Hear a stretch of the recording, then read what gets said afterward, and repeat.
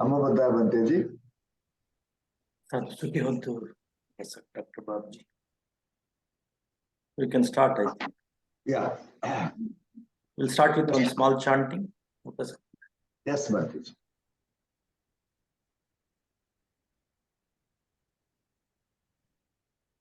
Namo tassa bhagavato arahato samma sambuddhassa. Namo tassa bhagavato arahato samma sambuddhassa. Namo tassa bhagavato arahato samma sambuddhassa. Itipiso bhagavaraham samma sambuddho vidyacharana sampanno sugato lokavidu.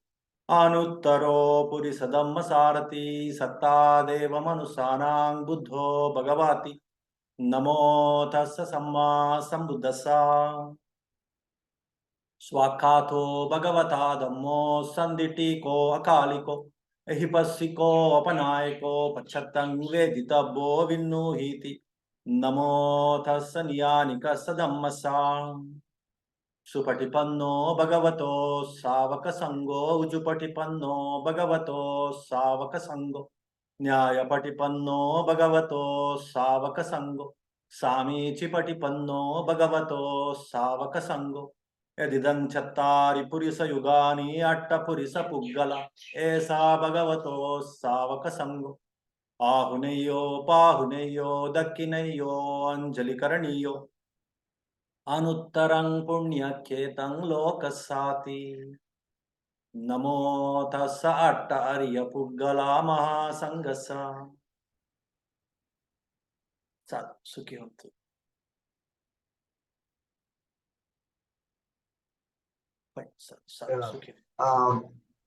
First of all, I must thank Banteji for allowing us to have this meeting, Banteji. Good morning, everybody, and Namo Buddhaya to Banteji. This program is planned by the blessings of our Dhammapala Banteji, Guruji. He is a very good teacher, and we had a lot of classes about the body, mind, and body-mind coordination, and especially about the mind. The last 3 years, starting from Karuna. So we had these different types of classes. So different types of even workshops, level 1, level 2, level 3, level 4, level 5, even body, breath, mind coordination classes. Even to the extent of he is teaching us the Pali language also nowadays. We learned a lot of things about the brain from him. And we thought if we interact with our psychiatry professors and professionals in the who deals with the mind, it will be useful for us, as especially for the medical students. The NMC also is very particular that all medical students must be counseled and they must be given the classes during their early hours, early days of their medical career. And even the professors, the doctors also needs some amount of knowledge about the mind, and Guruji is very, very good in that. So with that, we thought we requested Banteji that to interact with our professors and some professionals. So Banteji has accepted, and today I am very happy that a few of our professors have joined us. First of all, I will tell very briefly about our Guruji, and then we will all introduce ourselves, very one sentence, what we are, and then Banteji will talk to us for half an hour, then an interactive session for 10 minutes or 15 minutes, and then later we can plan. So about our Venerable Acharya Dhammapala Guruji is a graduate and a doctorate from ecological sciences, born in Muddalahalli, a small village near Bangalore, and is Venerable Acharya Dhammapala Guruji has helped to transform the lives of more than 1 lakh people over the past 25 to 30 years and helped them to achieve health, happiness, and peace of mind through right view mind culture. Guruji has learned from dozens of masters from India and abroad and contributed to several spiritual movements. During this time, Guruji was also involved in services like tree culture, organic farming, herbal medicines, training people with intellectual disabilities, inter-religious harmony, stress management, and personality development programs. Guruji also traveled to several South and Southeast Asian countries to learn advanced meditation techniques in centers like PAO, Shoei Min, Panditarama, etc. Based on rigorous practice and study, Guruji developed this composite and holistic course framework to enable lay practitioners to easily progress spiritually. So, a lot of knowledge. It's a scientific religion. Of course, it's a way of life. So, it's not the religion actually. It is the way of life. Bhanteji teaches us. It's all scientific. And with a brief introduction of our members. So after that, we will start. To start with, we have our registrar, Dr. Radhika Reddy. Actually, she is supposed to join. Radhika Reddy, sir, she is a professor of psychiatry and taken as registrar. Very, very busy practitioner as a psychiatrist and now as an administrator in the University of Health Sciences. With her initiative only, we could gather all our professors and she will introduce herself and then all the other professors with only just your name and place where you are working. Thank you, Dr. Radhika. Amma, unmute your unmute. Thank you very much, sir. Namaste, Guruji. And thank you very much for giving us this opportunity. I thank you very much on behalf of the university and also on behalf of our learned colleagues. And definitely this will help them in their personal life and also in their professional. Thank you very much. So let all other participants starting from Dr. Vijayalakshmi. One by one, you just tell your name and your place of working as a psychiatrist. Please spell. Namaste, sir. Namaste, Guruji. I'm Dr. Vijayalakshmi, professor and HOD in Andhra Medical College, Psychiatry Department, Andhra Medical College. And our hospital is known as Government Hospital for Mental Care. So it's like, where is the headquarters? Where it is placed at, Dr. Vijayalakshmi? Andhra Medical College, where it is placed at? It's in Vijayawada or like? Visakhapatnam. Visakhapatnam. Okay. Visakhapatnam. Right. Sorry. Next one.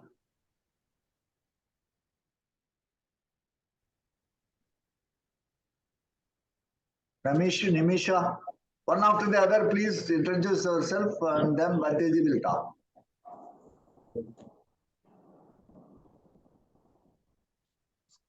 Good morning, sir. May I introduce myself? I am Admiral Riali. I am an ex-naval officer, 35 years of service in the Navy, and I am professor of psychiatry at the PS University Institute of Medical Sciences, Kuppam, sir. Very nice. The professor of psychiatry here.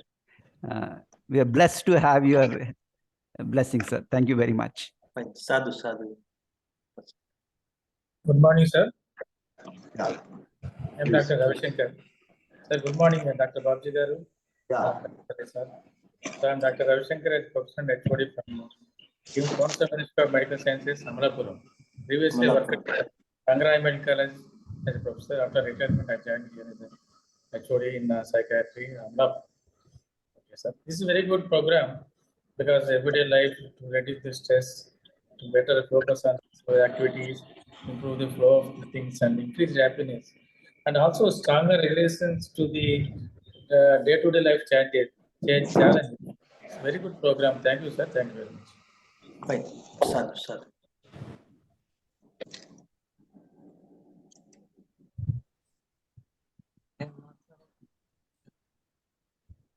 Namaste, Bhanteji. Yes, go ahead first. So some of our coordinators also, you can introduce yourself after our doctors, they introduce. Okay. Purnima. So later you can introduce it. Okay, Bhanteji. Good morning. This is Dr. Suresh Kumar, Professor and HOD, Acharya Medical College. These days of excessive tension, stress is one of the buzzword, and stress management is very important. And I think this program is going to be very useful for all of us.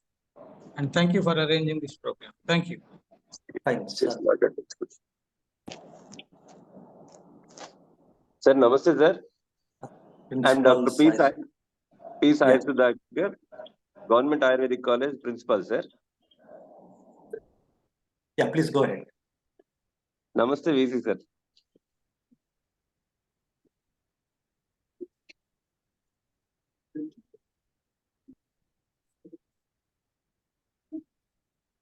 Yeah, hello. I'm Dr. Radhakant. I'm from Visakhapatnam, NRI Institute of Medical Sciences, Visakhapatnam, near Tagara, Odisha. I'm the professor and HOD of psychiatry here. I'm happy to know that actually much of this mindfulness meditation came from Buddhism. So it's the original, to learn from the original gurus is a huge plus. I think that's the main advantage of this thing. So thank you so much. We'll be glad to learn more about it. Fine, fine. Sadhu. Dr. Radha.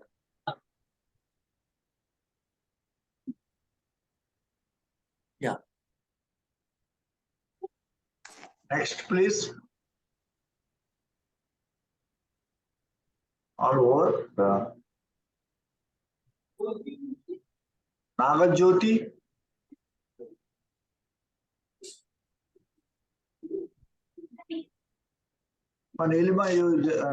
Neela, you also introduce yourself. Yeah.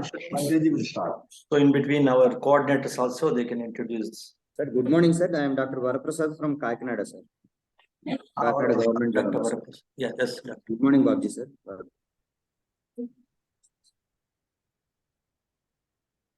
Okay, next. Good morning, sir.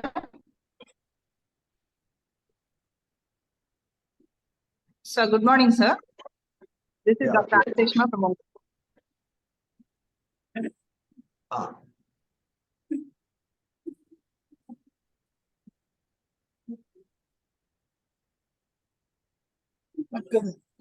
ಬೇರೆ meeting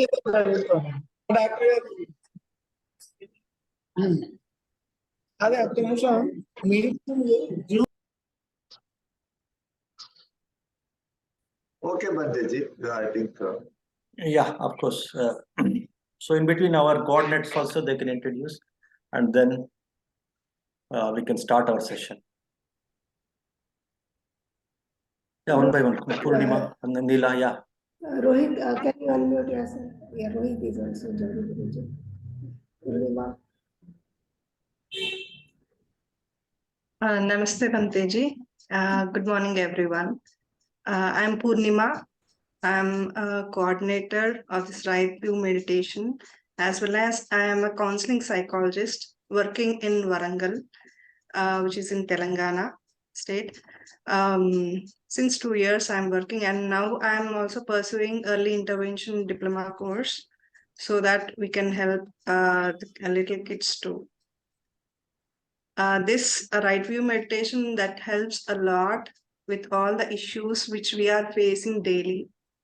And I keep using some of the techniques which I have learned with the blessings of Bhanteji, so to my clients, so which help them very much.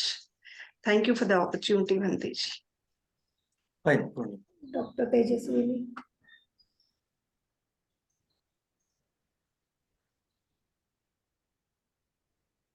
Please unmute.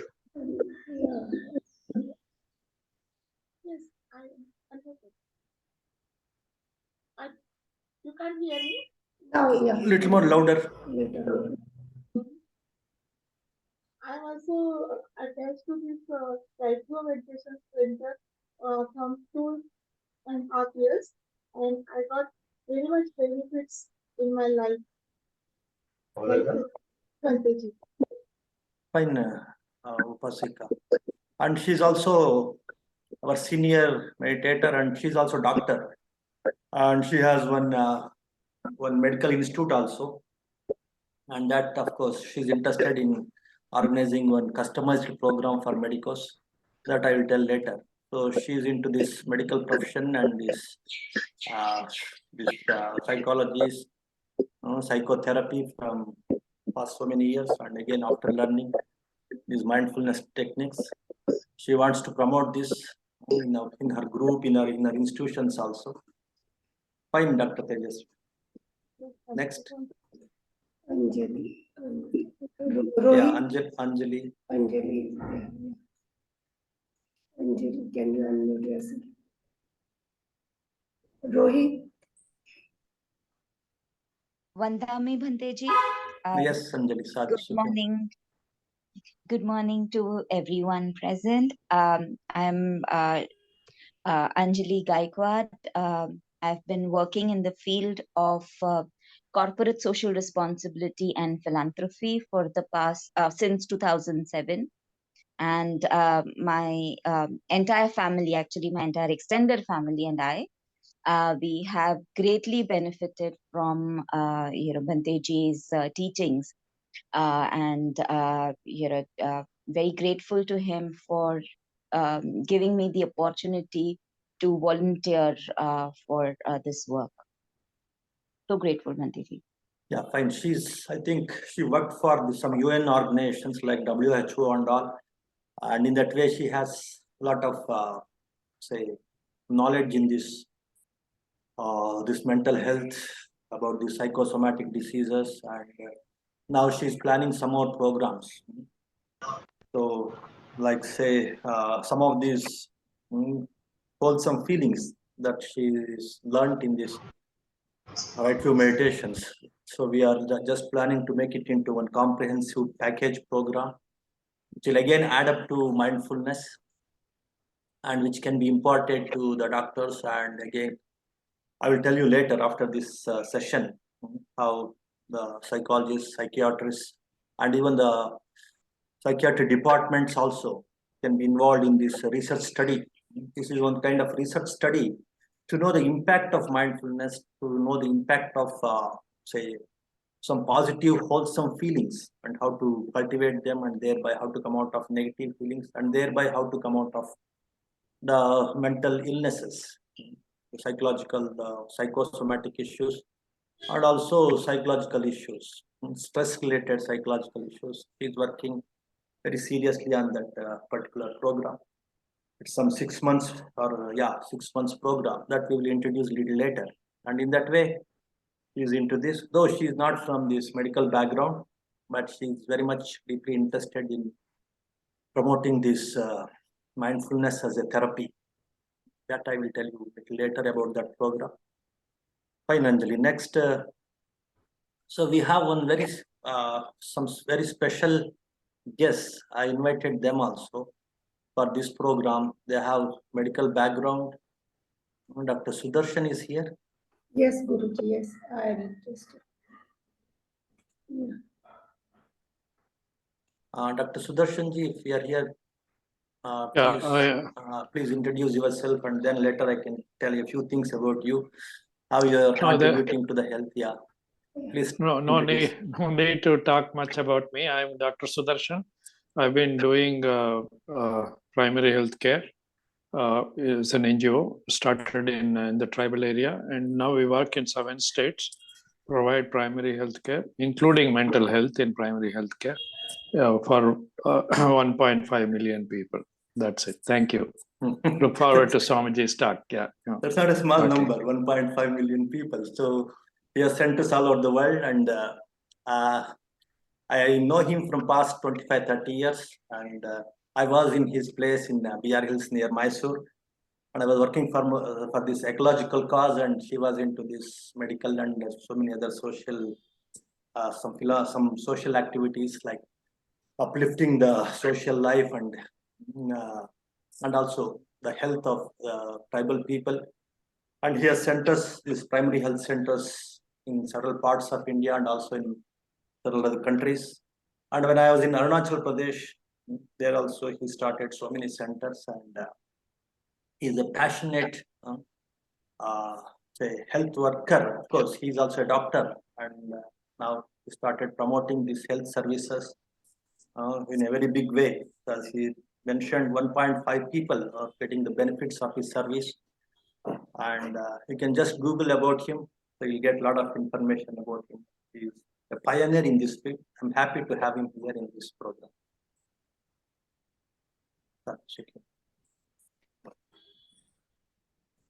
Next, some of the psychiatrists, doctors representing different medical colleges of Dr. YSR University. You can also in between just unmute and you can share, and then one more chairman of one medical college here in Nepal, Gopalji is here. So he's also into this medical services. He's the chairman of one private medical college in Nepal. It's called Lumbini Medical College. And he's also into this health service from past so many years. But he's also interested in this mental health and how this mindfulness, as one of you just mentioned, Buddha has taught very powerful mindfulness techniques. In a way, he's the father of mindfulness. We can say like that. He's the discoverer, he's the father of mindfulness, who could discover hundreds, thousands of mindfulness techniques which are suitable for different kinds of temperaments. And he could, of course, he could teach them not just for the sake of health, mental health and physical health, for the sake of liberation. That's what his mission, Buddha's mission. But as doctors, you can definitely use these mindfulness techniques for health, for both mental health and physical health. After all, they're very much correlated. They're very much, say, related. Mental health and physical health, as mind and body are very much related. Mental health and physical health also, they're very much related. And he has developed a lot of interest in this mindfulness and mental health, and he's incorporating, he's planning to incorporate some of these techniques in his campus also, in his college also. Dr. Gopalji, if you want to share, if you want to introduce yourself, that will be fine. Yes, Dr. Gopal. You have to unmute, Dr. Okay, fine. Vandana Bhante. I'm very grateful. I'm very grateful to join this, giving me chance. You're welcome. Yeah, Bhante. Nowadays, I used to stay Budwal, Devda Medical College. In Budwal. Okay. Not in Medical College, Bhante. Another medical college also I had up the Devda Medical College. Oh, very good, very good. Congratulations. Yeah, now you have two medical colleges. Palpa. Yeah, in Palpa and in Budwal also. Yeah, Budwal. Now I used to stay Budwal, and yeah, she's my youngest daughter. She's psychiatrist. Oh, she's also psychiatrist. Okay, very good. Yeah, she's doctor. She's my youngest daughter. And she's psychiatrist? You are into this. Okay, fine, yeah, fine. What's your name? 2 years. Okay. Yeah. What's your name? I'm Dr. Arpana Pokhrel. Dr. Arpana Pokhrel. Okay, fine. Very good, Dr. Arpana. So it's all about psychiatry, psychotherapy, today's program, and we'll just see how this can be introduced to your students and maybe the doctors also, the teachers, the professors also, and thereby they can incorporate these skills in their therapy, in their practice also, so that so many other patients also will get benefited from this. Exactly. Fine. Yeah. Both of as my father, he usually teaches mindfulness, so I also do that practice. I usually teach my patients also. Yeah. So as a therapy, we will just see how this mindfulness can be used, and we will just introduce in some medical colleges also. Okay, Bhante. Okay. Sir. Okay. Now, some more have to introduce themselves. I think you can start with it. Okay. Now, some of our coordinators are also there. Of course, they can introduce themselves later also. And now, we'll just understand some basics of mindfulness and how this can be used as a therapy. Okay. And please mute your videos. So videos you can just turn it on, but audio you can mute. So as the very meaning of this word, the meaning, it's very simple word, mind is fully into something. That is what is mindfulness.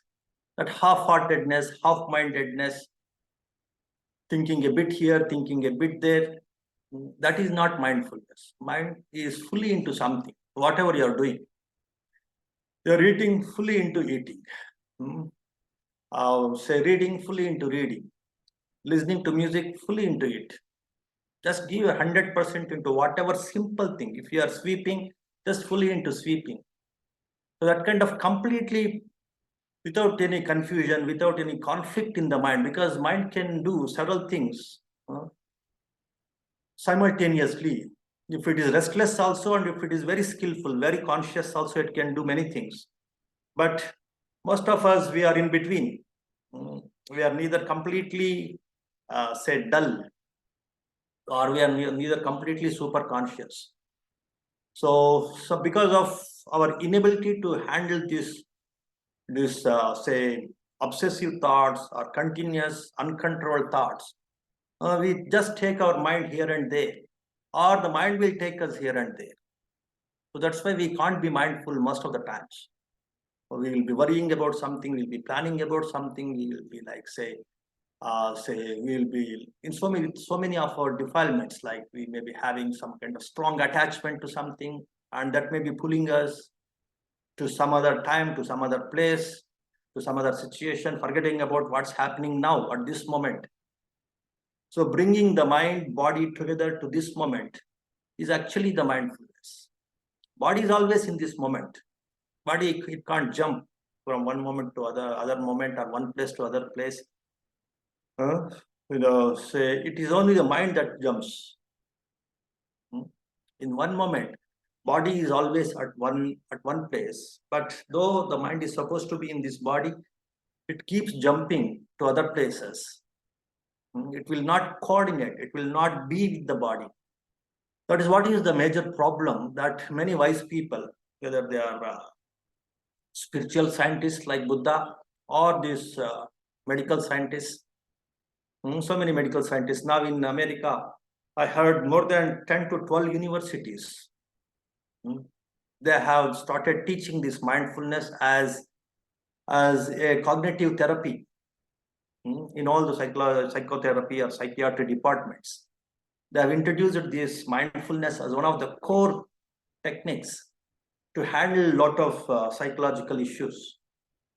So a lot of medical scientists also, now they started working on this mindfulness. Of course, a lot of spiritual scientists, like especially those who follow the teachings of Buddha, they were very much fascinated by this concept of mindfulness, and they started teaching these things for the sake of health, for the sake of happiness, for the sake of deriving true happiness, again, which will act as a shield. If you are enjoying, if you are experiencing true happiness, it will protect you from a lot of these mental health issues like anxiety, stress, bipolar, schizophrenia. Most of these psychological issues so the people are, say, facing nowadays, especially after this COVID and all, it has become a very big problem.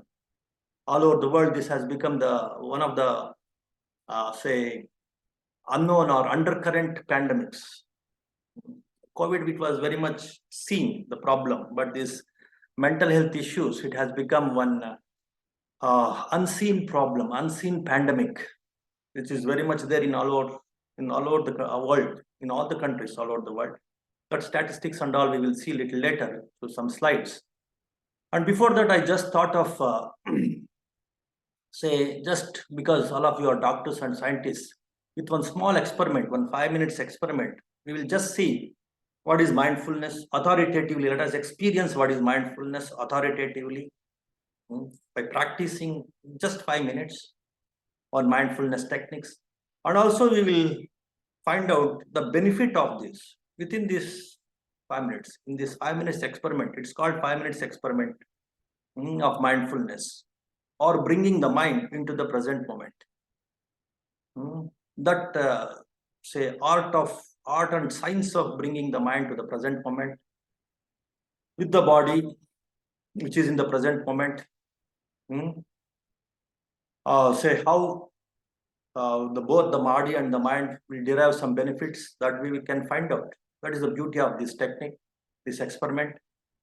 And also the actual training of mindfulness. That aspect also we will learn within these 5 minutes. And then we will see through the different slides about our different programs, how we can learn these different mindfulness techniques and how we can incorporate these mindfulness techniques in our therapeutic systems also, in the psychotherapy also, that we will see. Now this just 5 minutes experiment is very simple. What all of you can do, you can just, I will tell you when you have to start, you just listen the instructions. You can just close your eyes and just let go everything about your plans, about your, your worries, your so many other attachments, thoughts that are going on in the mind. You just let go. Just let me see those things after these 5 minutes. That kind of instruction you have to give to yourself. And then just note your own breaths. You can note the breaths. Some breath is coming inside. It's called in-breath. You can note the breath here, near the nostrils. Or you can feel the breath in your tummy, in your stomach. Tummy also you can keep your hand. And you can experience when you inhale, the belly expands, your tummy rises. And when you exhale, it falls. In that way, whatever is convenient for you, whether you can observe the breaths here in the nostrils, or if you can feel with your mind itself, breath coming in, breath going out, or if you can feel the breaths just by keeping your hand on your stomach, on your tummy, and you can see while inhaling, the tummy rises, it expands, while exhaling, it falls. So whichever is convenient for you, just follow this. But note these breaths. One normal, natural in-breath and out-breath is one breath. Both in-breath and out-breath is one breath, one full breath. You observe such full breaths just for 1 minute. Okay, very simple instructions. So when I say start observing the breaths, after closing your eyes, you start observing the breaths and you start counting these breaths also. So one in breath, one out breath is one breath, and again one in breath, out breath. Normal natural breaths become 2 breaths. In that way, you count the breaths for 1 minute, and then you just remember it, or maybe you can just write down in your notebook, or just maybe in your mobile also you can note down how many breaths you have counted in that 1 minute of observing the breaths or in that breathing meditation. Okay, that's it. That is the first part of this experiment. And the second part is another 3 minutes, you keep on observing the breaths. No need to count, you should not count, rather. Keep on observing the breaths, with calm and composed mind, with focused mind, with equanimous mind. Let the breaths come, let the breaths go. They come and go according to their own nature. There is no need to control them. There is no need to balance them. There is no need to regulate them. They come and go according to their own nature. Let me observe them as they are. In that way, just completely focus on this very, very, phenomena that is going on from our birth till our death. This is going on, but we might not have observed it. But today, in this another 3 minutes, we just observe them. Breath coming, breath going. Oh, this is in breath, this is out breath. This seems to be little longer, this seems to be little shorter. In that way, just have some thrill, some curiosity in noting these breaths which are happening all the time. Just be mindful of these breaths. This seems to be a little boring, maybe especially for the beginners, but there is a lot of joy, the true happiness you derive in this very art of stilling your mind and the breaths. The more and more you still your mind and the breaths, the more and more the mind becomes settled down. The more and more the mind learns how to let go your thoughts, your plans, your worries, all these obsessive or uncontrolled thoughts. Many a times you feel like controlling them, but still they keep gushing into your mind. They flood your mind many times. By default, that is the nature of the mind. We have not developed this consciousness, this mindfulness, this awareness of this very present moment, or these different phenomena like the breathing that's happening each and every moment. We have not trained our mind. Unfortunately, we have not trained to be in the present moment, to be with the present breaths, which is nothing but the mindfulness training, one of the techniques of mindfulness training. Of course, there are, as I told you, hundreds of techniques out there. This is the simplest and the best. Why? I tell you later. In that way, keep observing these in-breaths and out-breaths, the normal, natural in-breaths and out-breaths. Again and again, keep instructing your mind. The mind jumps here and there. It's okay. Don't be upset. That's the nature of the mind. It's okay. Let it be. Let me see those things later. Again, let me come back to these breaths. These people are saying there are so many benefits in this. There are 150 benefits. Even the doctors have discovered in developing this mindfulness in all aspects of life. These people are so much prizing this technique, and Buddha himself has prized this technique of being with the breaths, and he says it can take you to absolute liberation.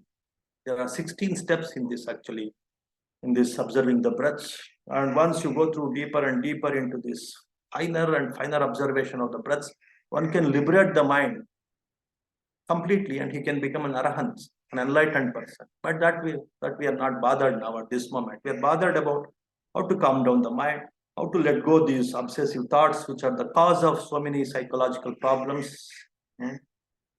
And thereby they become psychosomatic problems also.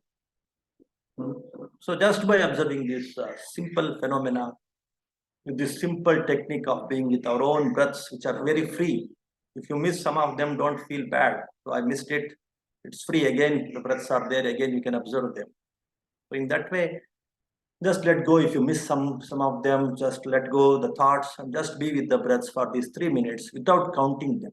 That is the next stage in this experiment. And the last stage in this experiment is 1 more minute. That is after these 4 minutes. First minute counting, 3 minutes without counting. And after these 4 minutes, the 5th minute, you have to count the breaths again.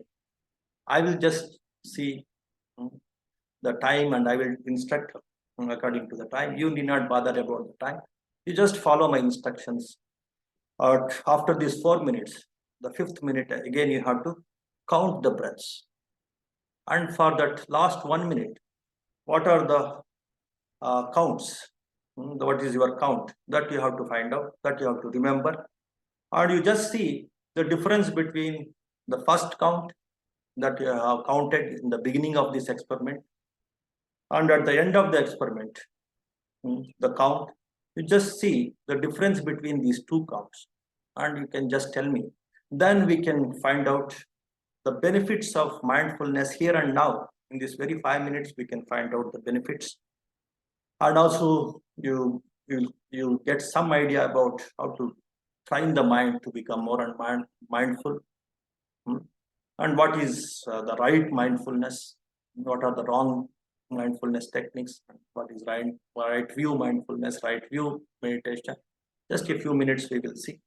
And then how you can learn these things in the customized medical programs, mindfulness medical programs, and how we can just work on these different techniques and how we can design them into some psychotherapeutic tools or techniques or systems.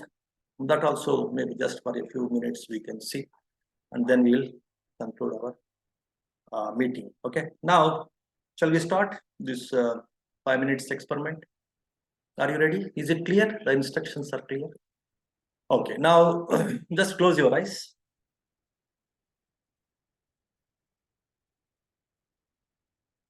Feel relaxed. Let the world go for these 5 minutes. Let me enjoy being with these breaths, because these people are saying it gives a lot of inner happiness, the happiness of stillness. Most of the times we get happiness through excitement, but here, what is this happiness of calmness, happiness of stillness, happiness of mindfulness. Let me discover this. So with that attitude, so just close your eyes. Be relaxed. You can turn on your videos also.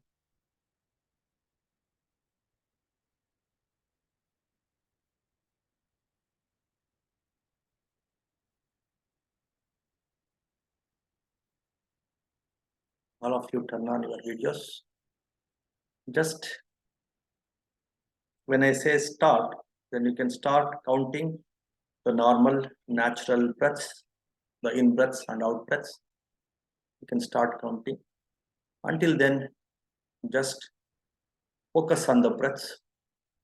Just let go your plans, all other thoughts. Let me see those things later. Let me observe the breaths as they are.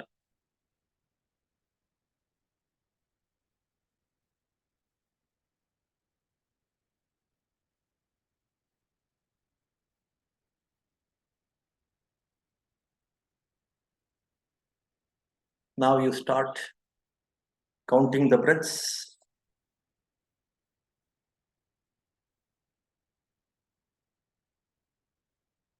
In breath, out breath is one breath. Again, in breath, out breath is two breaths. That way, start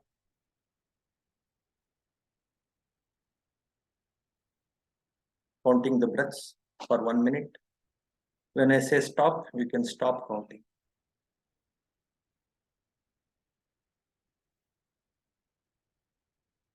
Keep that count in your mind. But now you keep counting the breaths. One in breath, one out breath is one full breath. Keep observing the breaths and keep counting the breaths.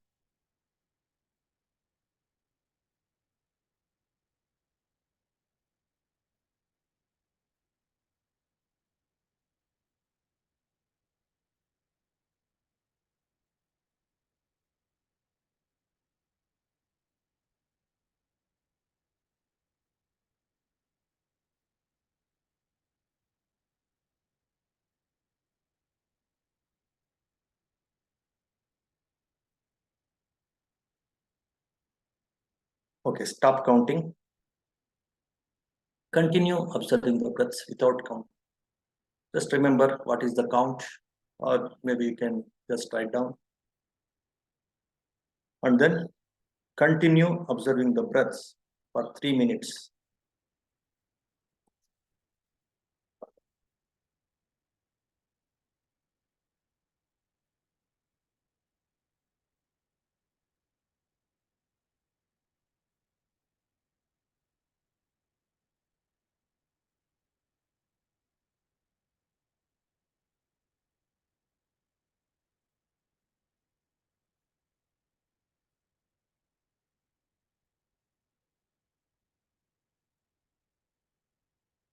Complete attention only on the breaths.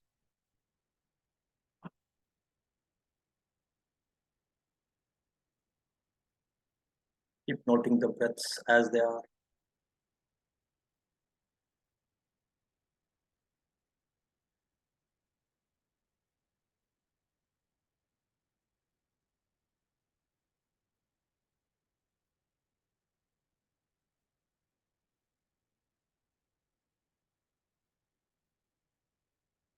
One in breath, one out breath is one full breath.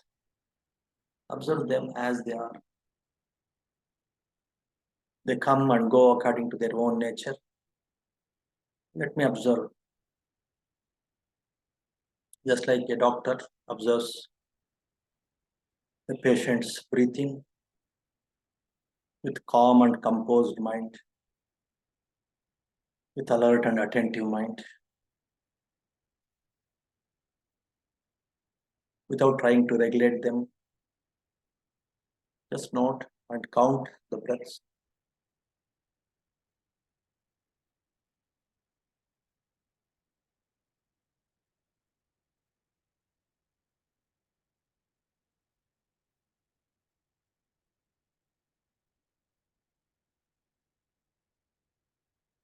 be relaxed, be calm.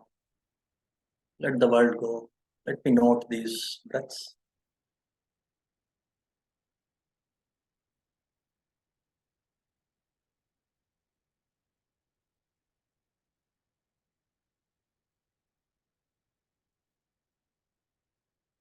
If it is a little bit long, let it be long. I observe it as long. If it is a bit shorter, let it be. Let me note this as a short breath. I don't try to make it longer. I don't try to make it short. I don't interfere. Observe the breaths as breaths.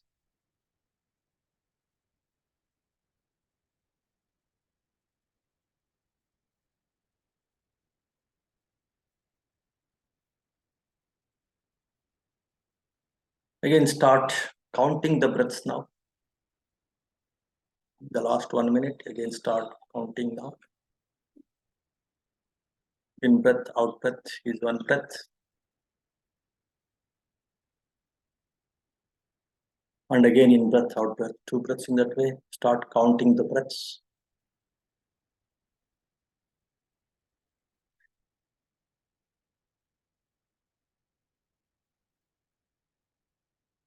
And in this last 1 minute, how many breaths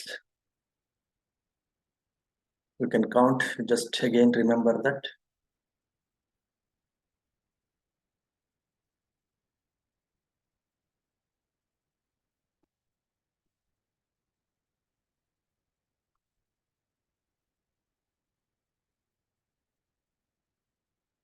Okay, stop counting, all of you.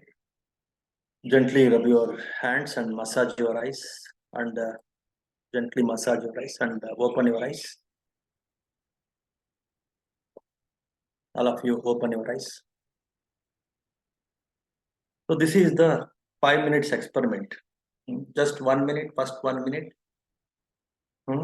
With some distractions, with some, say, a lot of thinking, thoughts going on in the mind.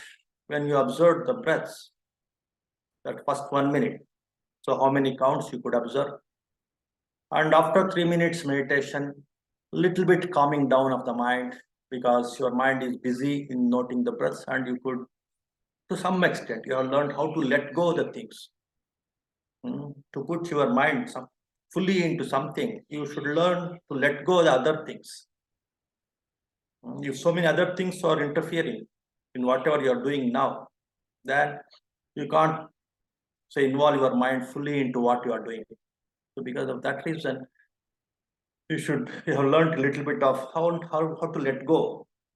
That something is, some strong thought has come in your mind, you're simply keeping it away, just pushing it off. That kind of art of letting go, that's also an important art, because of which only you can learn this mindfulness. If you don't know this art of pushing or letting go, then you can't completely involve in the present work or present meditation, present activity. Conversely or alternately, if you keep on involving with focused attention on one thing, the present object especially, then you can let go all other thoughts. So in both the direction this works. If you develop the ability to let go, your concentration on the present breaths will increase. If you keep on observing the breaths with complete concentration, then letting go becomes easy. So in that way, you learn this art of settling the mind with the combination of this letting go and focusing attentively on these breaths. So 3 minutes you observe these breaths, and again the last minute with some calmness in the mind, you again observed the breaths and counted the breaths. And how many counts in the first, say, in the first minute, and how many counts that you could count in the last minute? And what is the difference that you can tell me now? Then we'll find out how it has benefited us. Then in that way, you could comprehend the art of mindfulness and the benefits of mindfulness. You got my point? Now you can give the first count, how many counts you could count in the first minute. Some of you can give your counts? First count, how many you could count? Yes, Dr. Babji. Yes. First count, it was 17. Fine. Last count? Last count, it was 13. Correct. Fine, perfect. So, fine. So that is, you just remember, first count it is 17 and the last count it is 13. The difference is 4. Now, in the same way, somebody can give some data. After all, you're all scientists. You need data to verify some techniques as a useful technique, beneficial technique, or it is useless. So based on the data, we will see whether this mindfulness is of some use. Yeah, somebody wanted to give some data. Yeah, for me, 13 Bhattaji starting. At the end of 3 minutes, it is 8. Correct. So the difference is 5, you know. So first it was more, the number of counts were more. And in the second counting, that is in the last minute counting, it is less. So earlier it was 13. Now, though it is only 1 minute, so we have not, say, changed the time of observation of the breaths. But in between, some 3 minutes stilling of the breaths or settling the mind on the breaths. That's what we practiced. So because of this 3 minutes practice of mindfulness on the breaths, what's happening? 17 has become 13, 13 has become 8. So in that way, some 4 counts, 5 counts have reduced. Though the duration of observation, the duration of counting is only 1 minute. Why this reduction happened? So we can find out. So now one more data, one more observation. Sir, namaste. I'm Yes. Dr. Sudhakar, sir. Yes, sir, Dr. Sudhakar. First minute 23, sir. Hmm. Last minute 19. 19. You see again, four counts. Yes, it's reduced. Yeah. In Yes, that way, though the duration is 1 minute, whether it is in the beginning or at the end, sir. the number of counts it's decreased. 4 counts decreased. Fine. Yes. Perfect. Then one more. Sir, I'm Dr. Narasimha Reddy, sir. Yes, Dr. My first was, and the last minute count was 11. First minute count? How many? What is the count? 15. 15, and the last minute 11. Again, you see there is some reduction, 4 count reduction. In all these cases, there is neither increase nor it is equal. There is always a reduction. Why this reduction happened? That we will see now. Very good. Thank you for the feedback. Now we will see in all our data that now we have collected. There is reduction in the number of counts from 23 to 19, from 17 to 13, from 15 to 11, from 13 to 8. 4 counts, 5 counts, there is reduction. So why this reduction happened, though the duration is same? It's because 3 minutes we have calmed down our mind. By calming down the mind, what's happening? The breaths also have calmed down. When there is some kind of disturbance, some kind of stress, some kind of tension, some kind of worry is there in the mind, knowingly or unknowingly, it will affect the body also. It will affect the breathing also. And it will affect the body also. You know, each and every thought, as many of you are psychiatrists, each and every thought, it will produce a chemical. Thought will not remain as a thought. It will produce a chemical in your brain or in your endocrine system or the hormonal system. It will have some impact. If it is a positive thought, they say it is the happy hormones are produced, happy chemicals are produced. If it is a negative thought, then stress hormones or some negative chemicals are produced, which will affect the body in turn. So in that way, these so-called thoughts or emotions or feelings, they produce chemicals. Chemicals in turn produce a lot of impact on the body or internal systems or endocrine system. And also it will affect your breathing rate. It will affect your breathing rate also. That's what happened now. In the first count, because of some disturbance going on in the mind, the number of breaths were relatively more. And after 3 minutes, when you calm down your mind, when you settle down your mind on these breaths, this is just a support, that's all, to calm down your mind. When the mind is calm, then automatically breaths also become calm. The calm breaths, they take little more longer time. That's the reason why in 1 minute, because of these longer breaths, the number of counts have reduced. If you take some deep breath, deep in breath, deep out breath, then you take more time. And because of that, the number of breaths that you count in 1 minute, it will become less. Like say some elephants, they breathe very slowly. Let us say few months they can say breathe some 10 to 15 breaths per minute. The elephants breathe only some 5 to 6 breaths per minute. And some tortoises, they breathe only 1 or 2 breaths per minute. And they say there are some sea snakes, they breathe less than or once in 3 minutes. They take nearly 3 minutes for 1 breath. And because of that, their lifespan also we can see based on the breathing rate. If the breathing rate is very slow, in the sense they take very long breaths, or they take less number of breaths per minute, because of the deep breathings, their lifespan will increase.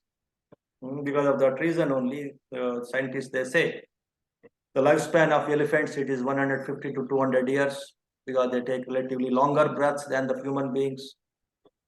And these tortoises, they breathe much more longer. That's why their lifespan is some 250 years. And these sea snakes, they much more longer. Their lifespan is like say some 500 years. Longer your breaths, more calm your mind, longer your breaths, and even the lifespan will increase. Lifespan increases means all the metabolic activities in the body, they are going in a very proper way, in an optimal way.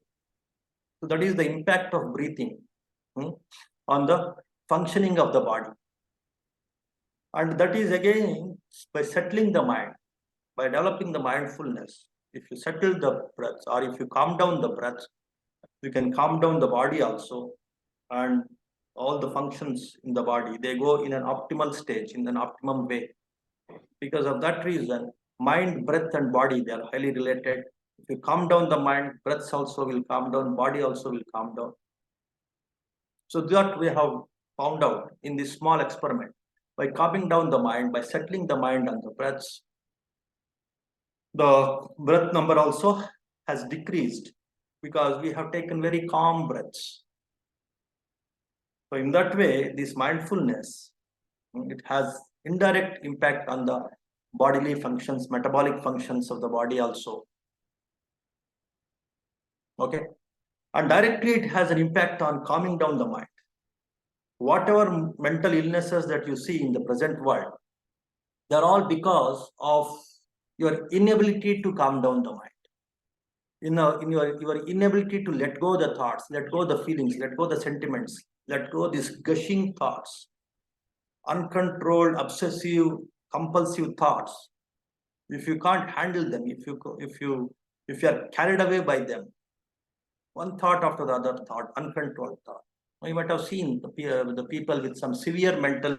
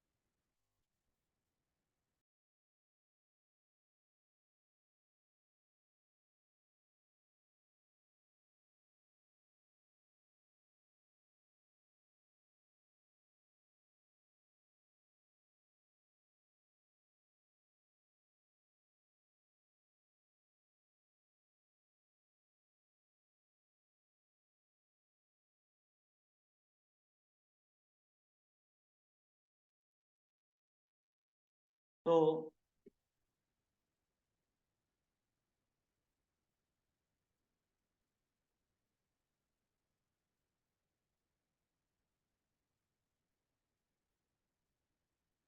in that way, this mind, body, breath are highly related, interrelated.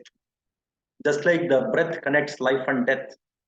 When the child takes birth, the first thing it does is breathing. It has to breathe in and then it cries, then it will get energy. And the last thing a person does at the time of death, he has to breathe out and then he has to give up this body. And in that way, it connects life and death. In the same way, the breath connects the body. When you inhale, exhale, there is a movement in the body. And the breath, just now, as I was telling you, it connects the mind also. When the mind is calm, the breaths also become calm. When you have fear, when you see some snake, or when you have a lot of worry, tension, the breathing pattern also will change. In that way, the breath connects mind and body also. So when you start working on settling the mind on one thing, like breath, especially the breath, automatically what happens, the body also, you will learn how the art of letting go of these gushing, obsessive thoughts, uncontrolled thoughts. These uncontrolled thoughts only, they create all these variety of mental health issues, whether it is anxiety or depression or stress or this bipolar, schizophrenia, all these psychological issues. In some way or the other, they're related to the uncontrolledness of some negative thought, whether it is anger, whether it is confusion, whether it is attachment, whether it is overemphasis on something, on someone, or your own ego. If you emphasize your own ego, your own self, you give too much importance. Then if somebody hurts that ego, tries to puncture that ego, then the same thoughts again and again, it will disturb you. He has abused me, he has accused me, he has scolded me. Near Bangalore, one mother, she called her daughter as a donkey. It has multiplied in her mind so many times uncontrollably, and she thought of killing herself. My own mother called me as donkey. But her intention, the mother intention, is to appreciate her. You work like a donkey, hardworking in that sense. But the way she took it, with her wrong understanding, with her wrong perception, with her wrong attachment to herself and to her mother, she multiplied those thoughts. That negative thought of my mother won't like me. And it has led to a lot of psychological issues when she wanted to kill herself. Forget about some words, even some, again, one lady, now she is in US. She used to love her father so much. Once her father looked at her with some anger or with some irritation, he looked at her. That very thought that my father looked at me with that mood, with that irritating mood, that very thought multiplied in her mind, and she became one psychological, psychic, one kind of patient, mental patient. See, that kind of one simple thoughts, because of the attachment, because of wrong perception, because of wrong understanding, because of wrong observations also, they develop those thoughts and they continue like anything, and it will completely dominate them, overpower them, and they completely lose control on their mind, and they lead to all these kinds of psychological issues. And they start percolating, because of these thoughts producing chemicals. Those chemicals start affecting your internal systems, whether it is digestive system, your pulmonary system, your circulatory system, or your say endocrine system. All these systems, they get affected with these inputs from the mind. So they're highly related, highly connected. So as of course all of you know, how the thoughts produce chemicals and affect the body. So in that way, not only for the psychological problems, even for the psychosomatic diseases like this hypertension, diabetes, cancers, immunity, body immunity, even these infections, viral infections like this, COVID and all, they are related to the mental say calmness, or the peace or the control in the mind. If you have superior mental health because of this training of the mind, then definitely you have more immunity also.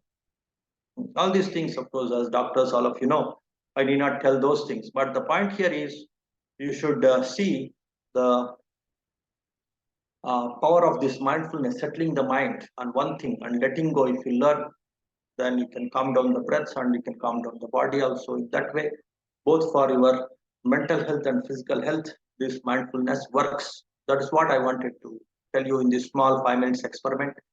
Not only this physical health, mental health, even your lifespan is dependent on your calmness of the mind. By calming the mind, you can calm down the breaths also, thereby you can increase the lifespan also. So that's what I wanted to show in this small experiment. Now we can show those slides. What is this? What exactly is this mindfulness training that we are going to impart, and in what way it will benefit you as the therapist, that we will see. And this is our organization. Next one. Center for Right View Meditation. And here today's meeting is about to know the importance of mindfulness and also the right view meditations. Right view meditations, there are a few other techniques, supporting techniques, which will increase mindfulness. So those techniques are called mindful meditations. Instead of simply calling them mindfulness, we call them as meditations. That also you're going to learn in our programs. Okay, next one. So how this World Health Organization, it defines the mental health. That, of course, many of you know. World Health Organization describes mental health as a state of mental well-being that enables people to cope with the stresses of life, to realize their abilities, to learn well and work well, and to contribute to their communities.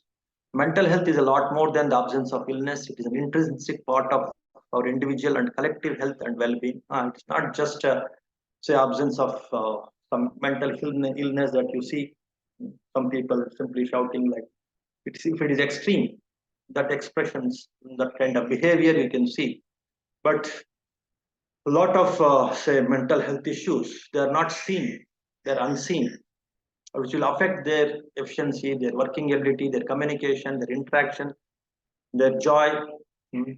All other aspects of the life will be affected if something is going on in the mind, which is not seen. A physical disease, it can be seen, but the mental disease, it can't be seen. So in that way, they define. And of course, World Health Organization is emphasizing so much on mental health nowadays. Okay, next one. Some statistics about these mental health problems. About 1 in 8 people, you see, more than 12-13% people, they are having one or the other mental illness issues. Like so many kinds of mental illness, I was telling you, anxiety, depression, this bipolar nature, or this schizophrenia. It's a little bit in the severe problem. So that kind of health issues, mental health issues are very much seen. 1 in 8 people all over the world. Then mental health conditions are highly prevalent in all countries. It's not just confined to poor country or rich country.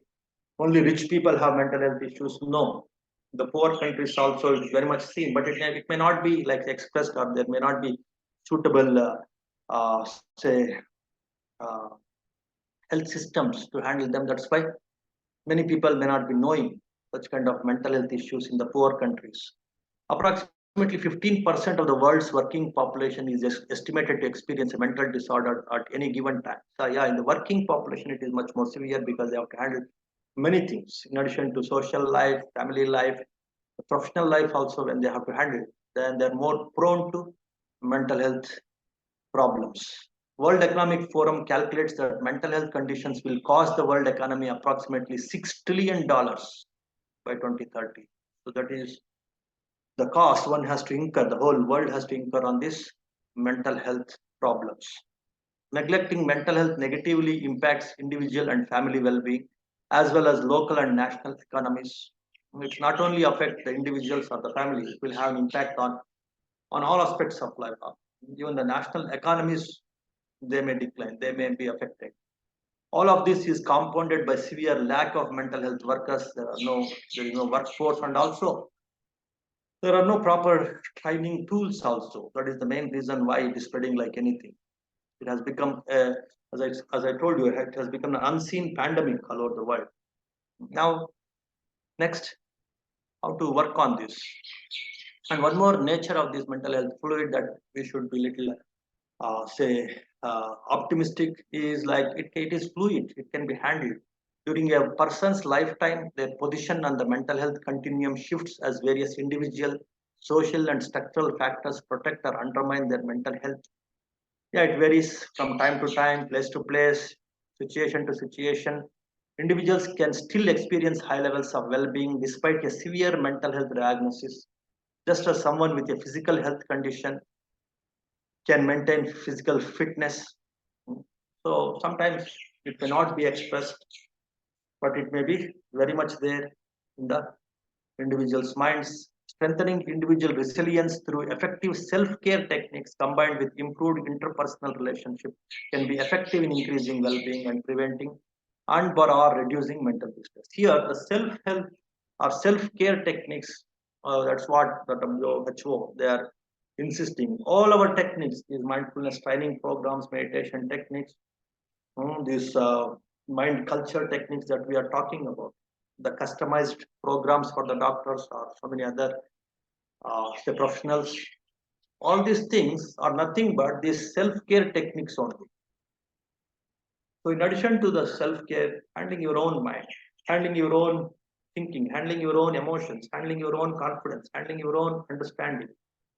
So that's what you are going to learn in these so-called self-care techniques that we are going to impart in our programs with improved interpersonal relationships. Again, to have a better interpersonal relationship with the people around you, with your boss, with your subordinates, with your family members and friends. Again, you should cultivate some very wholesome emotions, very wholesome techniques, feelings, techniques. Then your relation with all these different kinds of people will be very cordial, very harmonious. Then it will build these so-called interpersonal relationships. So because of that reason, again, we have so many techniques. It will again add up to your mind. These positive, wholesome feelings that if you cultivate, that I will show you in the next slide. So how these different, one second, these different approaches that we practice will increase these self-care techniques that one can develop that kind of resilience from these mental health issues, and how he can handle the people around him or her also. We are going to see in our programs. Okay, next one. Next slide. So again, these World Health Organization people, they define mindfulness as the quality or state of being conscious or aware of something, especially at this moment. You can be conscious of something, or the overall consciousness of the entire panoramic view. That is also mindfulness. Or specifically one object, one thing. Also, if you can focus and be attentive, that's also one mindfulness. So in that way, especially in the present moment, if you are aware of something, if you are conscious of something, and you develop higher and higher skills in being in that present moment, with your higher awareness quotient, then you are developing your mindfulness. So, and also it is defined as a mental state achieved by focusing one's awareness on the present moment while calmly acknowledging and accepting one's feelings, thoughts, bodily sensations, and other physical sense impulses. You'll get other sense impulses like sounds, is it not? Taste and smells, all these sense impulses also. If you learn how to accept them and calmly acknowledge them and observe them as they are, it's simply accepting and acknowledging. That is one way of mindfulness. And if you start observing them, just like you practice now, observing the breaths as breaths. It is my breath, or why it is slow, why it is fast. In that way, if you add some kind of thinking, then it becomes a subjective observation. Then it will not become right mindfulness. So if you develop right mindfulness or right view mindfulness, you should be very, very objective, observing the things as they are. Then the mind becomes much more sharper, much more calmer. Don't bring in any kind of your own likes and dislikes, your own interpretations in observing the things. Then it becomes right observation, right mindfulness. or in observing any physical sense impulses or the mind impulses like thoughts, feelings. So in that way, we should learn to observe these different sense impressions, whether it is physical sense impressions and mental sense impressions. Then you are developing your mindfulness. Okay, next one. Then how this mindfulness becomes a psychotherapy, and before that we will see what exactly is psychotherapy. Psychotherapy, sometimes they call it as talk therapy also, because a lot of talking, counseling is involved in this psychotherapy. So here refers to a variety of treatments that aim to help a person identify and change troubling emotions, thoughts, and behaviors. So for that, a lot of counseling, a lot of talking, a lot of instructions, a lot of affirmations, a lot of positive instructions. You have to keep on feeding into the minds of these patients. That's why it's called psychotherapy. So there again we can involve in this psychotherapy, these instructions, these techniques, the mindfulness techniques also. That's how it is. It can become a psychotherapy. The mindfulness also can become a psychotherapy. Okay, next one. Then mindfulness-based cognitive therapy. That's what I was telling you. In many US medical universities, they are like, it has become a program for 6 months. This mindfulness-based cognitive therapy, where they are combining these mindfulness techniques. Just I was telling you, we have designed so many kinds of mindfulness techniques. So those mindfulness techniques, they have combined it with some cognitive therapy. Means like cognitive means like cognition, recognition. Like it's again like awareness only. Again like perception, awareness only.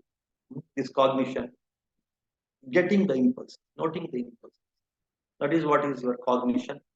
So there they have their own scientific cognitive therapeutic techniques. There they have combined this observing the things as they are, whatever may be the external impulse, through any of our senses, including the mind sense, observing them as they are. That is what is mindfulness. That is also clubbed or combined with these cognitive techniques, therapeutic techniques, and it has become mindfulness-based cognitive therapy, and it has become a medical subject, especially in the psychiatry and psychology, clinical psychology departments, and it is part of the syllabus. So in that way, we should also, the Indian universities and the Nepal universities also, they should better incorporate this mind. That's what is our experience, our suggestion to all the honorable heads of these medical colleges, to see the beauty and the importance of these mindfulness techniques in handling these obsessive thoughts, uncontrolled thoughts, and which leads to a lot of these psychological issues and also psychosomatic issues, where this can act as a mindfulness, can act as a check or a break for these obsessive thoughts. It can check, it can break this obsession or this compulsive flow of thoughts, and thereby you can free your mind from a lot of this uncontrolled, these compulsive, obsessive thought processes in the mind, which happens a lot because of so many reasons, because of our ignorance, because of our inability, and by default, very human mind, it is not very strong to know the thoughts and to let go of the thoughts. But we have to teach this. It's very simple, of course, and because of the lack of the proper teachers, it has not been practiced in the world. And Buddha, that's what he says. Unfortunately, the human world, it is very emotional, very rational, but it is not very aware. That is the very meaning of Buddha or Buddhatva is to develop your awakening, your awareness of the mind, to note the things as they are, note the thought as a thought, to note the bodily sensation as a sensation, sound as a sound, breath as a breath. That kind of objective passive awareness, which takes to lot of mental freedom, lot of mental wisdom, mental sharpness, mental intelligence. That key, that connecting link in the human world is lacking. So that mindfulness training, it brings in that kind of that faculty of the mind, to develop that faculty, awareness faculty of the mind, and thereby you can break this chain of thoughts, It's like a chain reaction in atomic bombs and all, you might have heard. It goes uncontrollably. One hitting 3, 3 hitting 9, 9 hitting 27. This atomic energy hitting the different atoms and releasing that energy, and it will keep multiplying. The same way these thoughts also, one thought producing 3 thoughts, 3 thoughts producing 9, 27, keep multiplying. It creates a lot of stress, a lot of anxiety and depression in the mind, and it will completely make you maybe a mentally ill person. And it will affect the body also. So to break this chain reaction, the mindfulness, the alertness, attentiveness, heedfulness, mindfulness, it acts as a very powerful tool. And that's what in this mindfulness-based cognitive therapies, they teach and they train the patients, and they can handle their mind more authoritatively, more confidently with this mindfulness technique. Okay, next one. So these are the different 4 faculties of the mind that we always emphasize on to work upon. The awareness, we have so many kinds of mindfulness techniques, awareness techniques, sense awareness techniques, sense awareness meditations, and mindfulness techniques. More than 20 to 30 techniques are there. Step by step you are going to learn in our courses, which will develop your awareness and consciousness to be.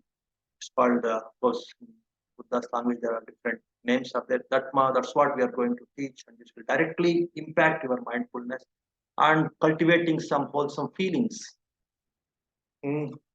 Unconditional loving kindness, unconditional compassion, appreciative joy, appreciating those who have to be appreciated, respecting those who are to be respected, all that kind of wholesome feelings. Again, it's like a training, it's like meditations. Again, one of our coordinators, Anjali, she and her group, they're planning to conduct this workshop, as I was telling you, and also some follow-up programs, some research study on this. There are 4 wholesome feelings. So you can go through our basic training programs, and then if you develop interest in these 4 wholesome feelings, they're called sublime attitudes.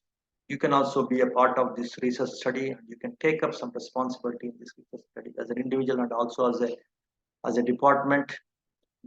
So that we will see later in a different program meeting. And then how to develop the confidence levels. There are some techniques and there are some meditations. How to develop more clarity in the mind. What is right, what is wrong, what is beneficial, what is not beneficial.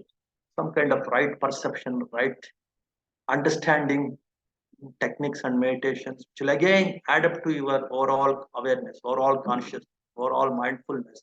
Thereby, in a holistic way, you can handle the mind, the thoughts, the feelings, and you can balance them, all these 4 faculties, and you can achieve the mental health. And these techniques will definitely act as the psychotherapy. That's what we are going to teach. And of course, there are a series of layers and layers of say these issues in the mind, these 4 faculties, we have to handle them. So through different levels of programs, you can learn how to handle these 4 faculties of the mind. Okay, next one, next slide. Here, by developing this awareness or consciousness, now the scientists have discovered the interior of the pineal gland has retinal tissue composed of photoreceptor cells and is filled with vitreous fluid, just like the eyes. The eyes also, at the back of your pineal gland, all these photoreceptors and all this system for your observation, for your awareness, for your mindfulness. When you're observing the breaths, just now you practiced. Though you have closed your eyes, your mental eye, some people, they call it as third eye, or we call it as the eye of consciousness, or this awareness, or this mindfulness that you have developed through your mind sense to note the breaths as the breaths. So it acts as if exactly as like your physical eyes. These eyes only, this mental eye also, it works with these photoreceptor cells and this vitreous fluid. And also even it is wired to some visual cortex in the brain, just like your eye also is wired with the visual cortex in the mind. Rods and cones, all these things. The same way this mental eye also, this awareness that you have practiced just now, the mindfulness on the breath, it also acts exactly like your physical eye. That way we should work on this mental eye, this awareness, this mindfulness also, which will have direct impact on these different disturbing thoughts and feelings of the mind, completely eradicate, just completely keep away, protect us from this disturbing or compulsive thoughts. Because of that, one should develop this eye of consciousness, or this the mind sense awareness. There are, of course, different meditations, including this breathing meditation, and not only through this mind sense awareness, or this eye of consciousness, this kind of awareness, even by closing your eyes, even awareness you can develop with these 5 physical senses also. That also you are going to learn, so that overall awareness you can develop in this mindfulness training, which will help in handling, I can say, almost all kinds of mental health issues, because almost all mental health issues, it's because of the uncontrolled flow of thoughts or feelings in the mind. Once you learn how to break this chain of these thoughts through these mindfulness techniques, then automatically you have learned how to handle your mind and how to be free from that mental health issue. That way, we strongly recommend this mindfulness as a therapy. Okay, I think this much, that's all. No? This is the last slide. Okay, now we can remove this slide. So in that way, I could give a few ideas about the importance of mindfulness and practical experience of the impact of mindfulness on the mind, and thereby on the body, and even the breath. So we have series of programs. From next week, we have these different levels of mindfulness training programs in Telugu language, but it is in the early morning. Early morning means like from 5 o'clock in the morning to 7 o'clock in the morning. That is 5 a.m. to 5 p.m. Sorry, 5 a.m. to 7 a.m. Just 2 hours. So if you want to learn, you can join, or if you want to have a specialized, customized program giving more emphasis on this psychotherapy, mindfulness as a psychotherapy, then next month means like after 35 days, so in the month of September, we will have one customized program for the medical professionals, and especially for the psychiatrists and psychologists, and of course those who are interested in this scientific and medical approach to mindfulness. For them, we are going to have one customized, specialized program that also you can attend. But if you want to learn immediately, so next week we have these Telugu programs, the morning time, 5 a.m. to 7 a.m. You can attend that. Or if you want to learn the techniques as a residential participant, we have program here in the Himalayan belt. I stay in this Himalayan region in Nepal. It's also very, very powerful with regard to the place, right? It has so many other advantages also. And of course, in the presence of the teacher, if you want to learn this as a residential program, then from August 28th to September 8th, there is a 12 days program. For that also, you are welcome. And later, you as an individual and also as a group, as a department, if you want to support some of our research studies, you are welcome. We have our own research personnel, coordinators. They will be in touch with you, and we can have some research study on these different mindfulness techniques regarding these 4 faculties of the mind. And for each faculty, we have different groups of coordinators. And if you want to learn the basic techniques for all these 4 faculties, so you can attend these different programs. So that is our the different programs. And now I conclude. I think it's time. If you have some quick questions, 1 or 2 questions, you can ask, and then we'll conclude. And if Dr. Babji, our Vice Chancellor, has to say something, we can give this. We are I'm a regular student from you, so we are continuously learning from you. I think our colleague professors must have definitely had a very good feeling, and that experiment which you thought as known to us, it's known to everybody, but practically you have shown today, and everybody felt that there is a difference of 4 breaths. So once 3 minutes cooling down has produced that much of change, and definitely it has given a lot of impact on all of us. Definitely your programs will be known, and I will let Neela to tell about all our doctors, and definitely majority of the professors must be interested, and we will introduce them all our programs through me as well as through Mrs. Neela also. And if they are interested, definitely they will be interested, and we can also continue to have this type of meetings, Banteji. Actually, 12 o'clock I have another meeting, and we are very much fortunate that we could learn from you, and it is a wonderful class. It is not a spiritual class, Banteji. It is a not a spiritual class. It's all about the mind. Buddha's teachings is all about the mind, not about spirit, or not just about some physical, some sensual excitement. No, everything is in the mind. So this is the science of the mind. That's all. You started. And there are so many dimensions of the mind people have not explored, but there is the great spiritual scientists like Buddha have explored, and we are just getting it, and we should use them. That's all. Just like this Thomas Alva Edison, he discovered bulb, and we are using it. The same way, Buddhas, they have discovered these great mindfulness techniques. We should simply use them. Then our lives will be more healthy, happy, and peaceful. Yes. World should know about Buddha. Just because people do not know about Buddha, his universal teacher, naturehood, people are not knowing about it. If it is known through you like this, definitely people will understand, and they will try to imbibe those characters. And you have started with WHO definition, and then ending with the pineal gland and eye vision. So we are all very, very thankful to you, Banteji. Actually, we should have continued for another half an hour or 1 hour, but actually our registrar and me are stuck up. And of course, if some members are interested, they can continue to discuss with you, or we can even plan some other time for with some other topic, Banteji.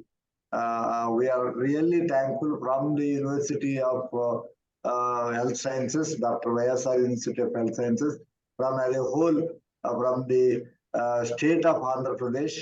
We sincerely thank you for sparing your more than an half an hour time for all of us.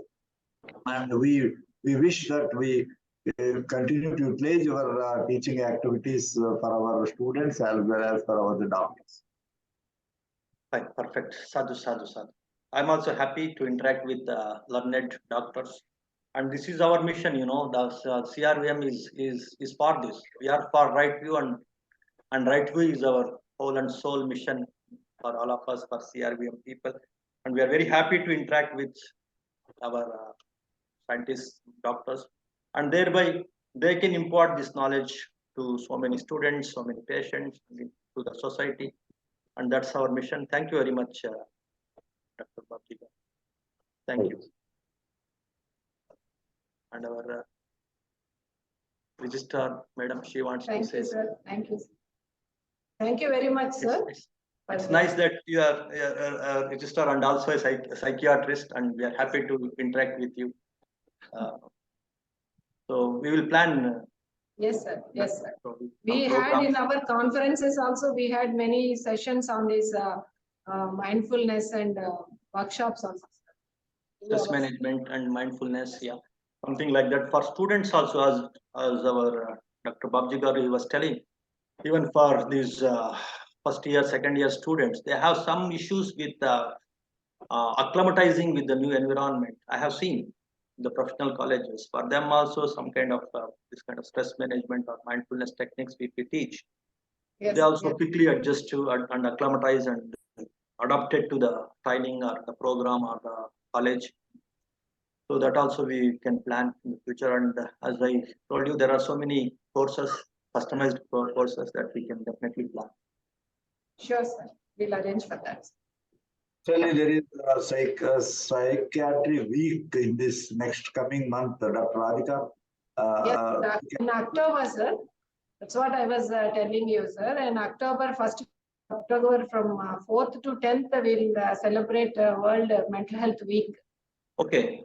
The World Mental Health Day happens to be on October 10th. And the whole week we'll be having all awareness programs and based on the theme also. But we wanted this to, this kind of trainings in that week. We'll plan accordingly. One day we will fix up one day and request you to talk on any of one day, and you can spare 1 hour with our association, and from a university we can talk to many of the students as well as to the faculty. Especially on positive mental health. Positive mental health we want to focus. Instead of diseases, we'll be focusing on positive mental health. Yeah, fine. Fine, definitely we can have some sessions on this also. How mindfulness is a tool to achieve this positive mental health. Because there are so many aspects related to mindfulness to make it more positive. And that, of course, I definitely encourage all of you to attend these different step-by-step designed courses. Before that, we can have one customized program also. Then you will see the impact of this. Then definitely during your special programs like this World Mental Health Week and all, we can have some session. Definitely. Okay. Sure, sir. We'll get back to you, sir, on this. Fine, sir. Thank you. Thank you. Will you tell him a small chanting and close? Yeah, and before that, I want our Dr. Sudarshan just to give his feedback just for 1 or 2 minutes, so that he's a very pioneer, and he has received, he and his organization, they received this alternate Nobel Prize also for their pioneering work in the field of health. And as I was telling you, more than 1.5 million people all over the world are benefited, more than 200 or more than 100 primary health centers. I don't know exact number. He has dedicated his life for this health, to promote right health in the society, especially for the deprived people like tribals. I want to hear his feedback just for a couple of minutes, and then I think with the chanting we can.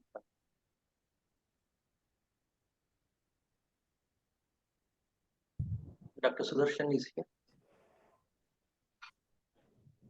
Guruji, he was here, but suddenly I think maybe network issue. Just some 2-3 minutes also. Cannot be seen, Okay, it's okay. Yeah. It's okay. Then he will send his feedback later. Now we will conclude. Shall I add something, sir?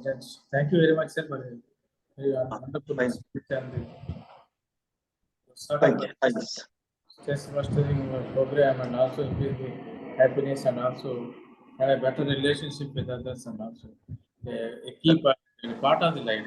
It's not a one-day program; it's a part of the life. I strongly advise Dr. Babji, sir. Because he already mentioned that it should be a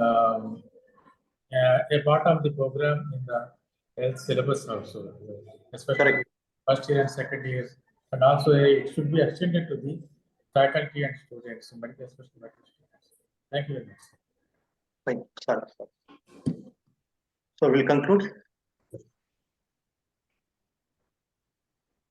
Namo tassa bhagavato arahato samma sambuddhassa. Namo tassa bhagavato arahato samma sambuddhassa. Namo tassa bhagavato arahato samma sambuddhassa. Bhavatu sabba mangalang rakkantu sabba devata. Sabba buddhanubhavena, sabba dhammanubhavena, sabba sanghanubhavena. Tadaswati bhavantu te.